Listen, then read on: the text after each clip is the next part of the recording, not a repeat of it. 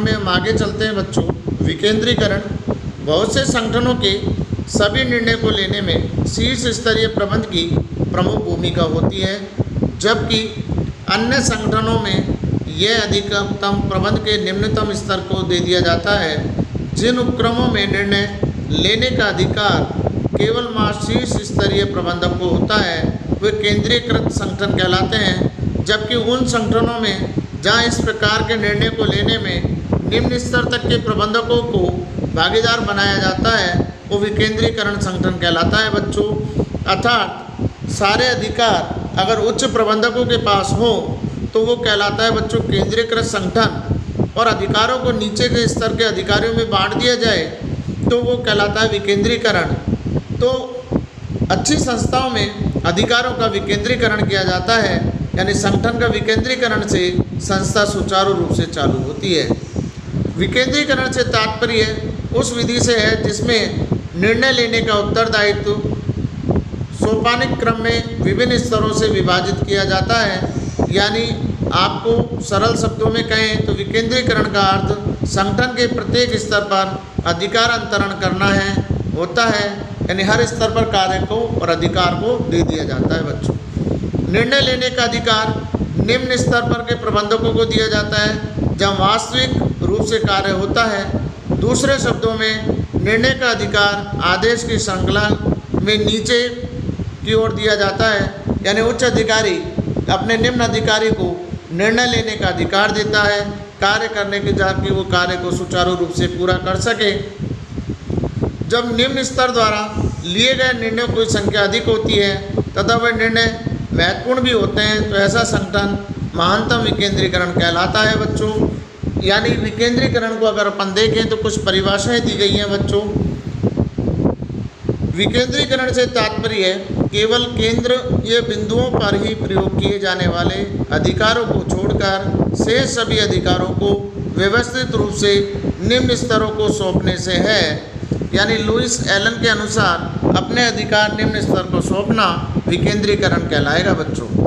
दूसरी परिभाषा दी है बच्चों हेनरी फ्योल ने, हर वह कदम जो अधीनस्थों की भूमिका में महत्व को बढ़ाता है विकेंद्रीकरण कहलाता है, तथा हर वह कदम जो उसको घटाता है केंद्रीकरण कहलाता है। यानी अधिकारों को बांटते जाएं तो वो विकेंद्रीकरण कहलाएगा, और उनको अगर घटाते चले जाएं अधिकार को तो हम विकेंद्रीकरण से केंद्रीकरण की तरफ जा रहे हैं।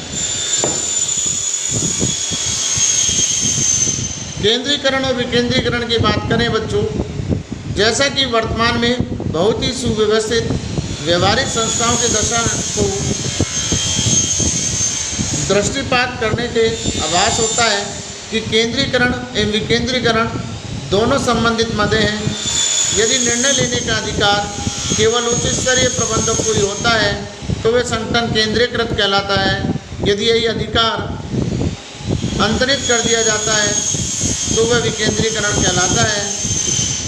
पूर्ण केंद्रीकरण तभी कहलाता है जब प्रबंध में निर्णय लेने का अधिकार केंद्रीय रूप से उत्तराधिकार सोपानिकी में केवल शीर्ष स्तर के प्रबंधकों को ही होता है। इस प्रकार की संरचना प्रबंधक सोपानिकी की आवश्यकता को अनावश्यक कर देती है।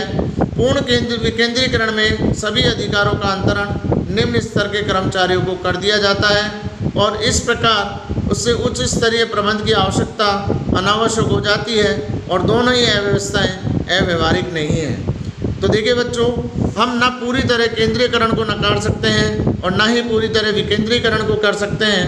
यानी उच्च स्तर के प्रबंधक की आवश्यकता सदैव रहती है। यदि सारे अधिकार भी अंतरण कर दिए जाएं तब भी महत्वपूर्ण निर्णय उच्च स्तरीय प्रबंधक ही लेते हैं।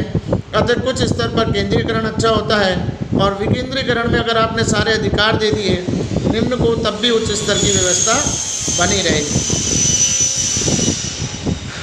कोई भी संस्था कभी भी ना तो पूर्ण रूपेण केंद्रीकृत हो सकती है और न ही कभी पूर्ण रूपेण विकेंद्रीकृत हो सकती है। जब कोई संस्था आकार तथा जटिलताओं की ओर अग्रसर होती है तो ये देखा जाता है कि संस्थाएं निर्णय में विकेंद्रीकरण को अपनाती हैं। यह इसलिए होता है क्योंकि बड़े बड़े संस्थानों में जब कर्मचारियों को प्रत्यक्ष तथा अति निकट के कार्य संचालन में आलिप्त किया जाता है तो उनका ज्ञान अनुभव उच्च स्तरीय प्रबंधकों से कहीं अधिक होता है जो संस्थान में अप्रत्यक्ष रूप से जुड़े होते हैं। अतः इन दोनों प्रकार यानी केंद्रीकरण और विकेंद्रीकरण कार्य विधियों को आपस में संतुलन स्थापित करने की आवश्यकता होती है। इस तरह यह कहा जा सकता है कि प्रत्येक संस्थान में केंद्रीकरण तथा विकेंद्रीकरण दोनों प्रकार देखने को मिलते हैं, यानी दोनों की विशेषताएं अपने अपने स्तर पर कार्य करती हैं। अतः यह आवश्यक हो जाता है कि संस्थाएं सही प्रकार से कार्य को संपादित करें। आज के लिए इतना बच्चों, बाकी अगली कक्षा।